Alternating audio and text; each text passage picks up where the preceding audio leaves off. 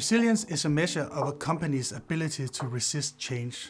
We want to decrease the vulnerability to change in the environment and thereby making your revenue more constant. The greater the resilience, the more easy it is to predict the coming years. And when we talk about revenue, what we want to do is actually classify revenue into 3 different categories. Category 1 revenue is what we call fixed revenue, which is revenue that when you start January 1, you know exactly that you're going to get this revenue 100% sure. That means whether your customers purchase the goods or the services, they will still have to pay. This is what we call fixed revenue. Category 2 of revenue is revenue where you have very high predictability, like 80%.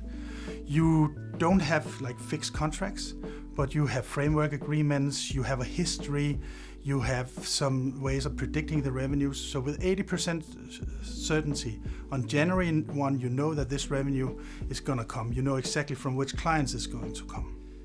The last category of revenue is what we call variable revenue. This revenue, we don't know where it's going to come from. It could come from existing customers, it could come from new customers. But this is revenue we have to go out and create. Of course, the higher level of variable revenue in a business model, the higher risk and the lower the resilience. When calculating the value of a company, we base the calculations on EBITDA and then you add a multiple. And the multiple depends on the resilience of the different revenue blocks. So if you take fixed revenue, you would add a multiple of 20. If you take the predictable revenue, you would add a multiple of 10. And if you take the variable revenue, then you would add a multiple of 3 to 5 because there's much more uncertainty attached to this.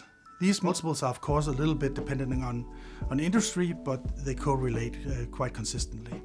This means that fixed revenue is worth 4 to 5 times as much as variable revenue. And of course then it makes more sense to spend your energy in sales converting variable revenue to fixed revenue than to increase the variable revenue. So what I want to emphasize is it might for your company be a better idea to invest in more resilience, fixed revenue than it is to actually build on top and create growth.